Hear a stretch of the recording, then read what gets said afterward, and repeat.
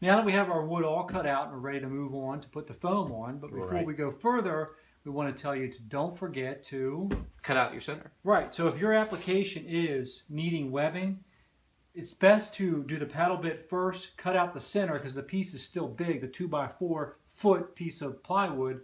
You cut that out first, it's easier to manage, then cut the outside.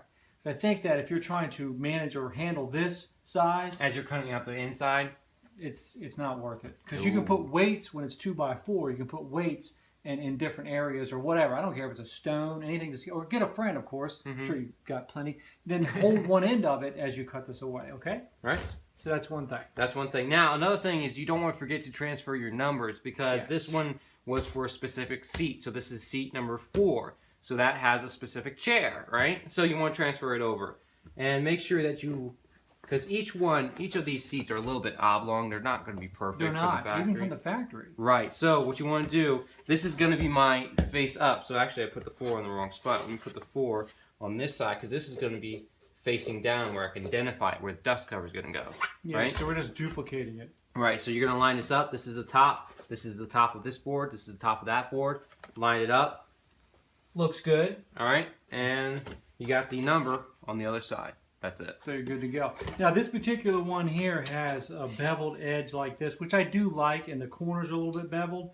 So if you don't have anything to sand this down, you could use like maybe a belt sander if you didn't go nuts with it, because they tear up wood real fast. You don't really need to do it, but if you wanted to, you can maybe sandpaper, or take it out to the sidewalk, go back and forth, and sand the thing down, and your neighbor's like, "What are you doing, man?" You just say, "I'm a DIYer, man. I know what I'm doing."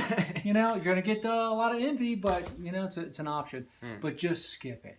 Okay, right. You don't need to do it. The corners right here, we're gonna take our simple little file here and just bring this down just a little bit, like so. And I'll be back to you in about 3 hours. That's right.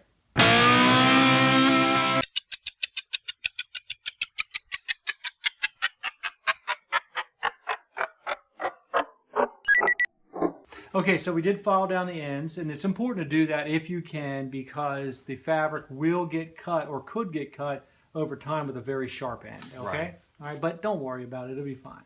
Okay, your foam should go across it anyhow. Right. So if you're using foam, if you need to replace your foam, then you do 2-inch high density. We always like high density, which is the first 2 numbers, 26. And real quick, the density just means the quality of the foam. Right. Compression is how hard it is, because some people get confused with that. They're like thinking high density. I don't want to sit on a brick.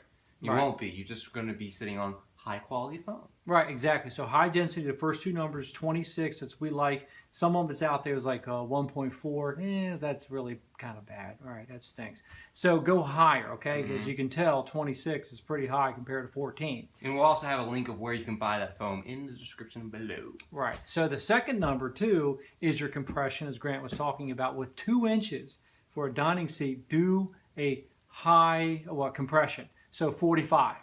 Don't go lower than that, because you only have 2 inches, and we may go right down. It's not going to work out well. Right. So you want a higher compression instead of just like hitting the board right away. Exactly. So you don't want that. Okay. So that's only if you're replacing the foam. We're going to use our foam because they're very satisfied with the foam. Right. So that's 26.45, correct? 26.45. Right. If you can get 26, but like he said, we got a link that you can buy it from there. 26.45, 2 inches thick. I definitely check that out. All right, so now I got my number down, meaning the number, I think it's number 1 there, okay? And we're going to take the foam and transfer it over. You do not have to glue this if you don't want to, okay? This is more added expense, not necessary. Right, a can of glue is like $25, so it's not cheap. And you're only going to get, what, like 6 slip seats max out of that? Yeah, it's hard to tell. It depends how heavy you spray the glue, but it is not cheap. It's not. It's not cheap. So, and it's just another thing you got to buy. You don't have to buy it. All you got to do is grab my stapler gun there.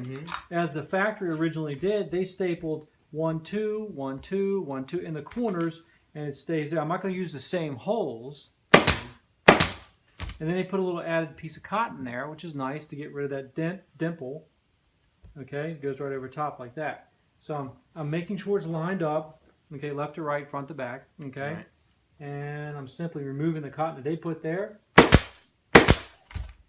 Putting the cotton back. Putting the cotton back. and then going to do the same thing on the other side. All right. And also, real quick, let me grab the tape measure. As he's doing this, I'm just going to demonstrate, if you hope you don't mind me going on top of you. Demonstrate how we got to this point, because we already have some slip seats right here that we've already finished. And I know we got some lint on there, but that is a finished slip seat. And to get to the point that we are at now, we had to cut out the fabric. Here. Right.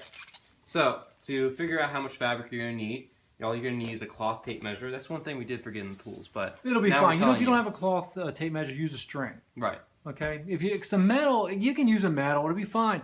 But it's awkward and stiff. It's stiff, and it doesn't give you quite an accurate estimate because it'll be close enough, but it's not meant to be bent. So use a string. Get a cloth. Use a string. Use do whatever metal. it takes. But use your ruler. That's right. It's just shoelace.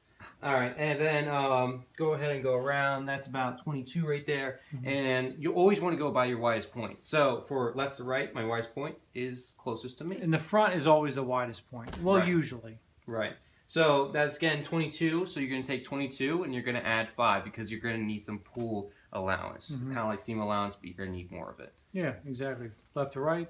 And then front to back, this is 19. And I'm not going to do the math in my head, but again, add 5. 24. Thank you. All right, so the next step is we're going to put the fabric on. Right.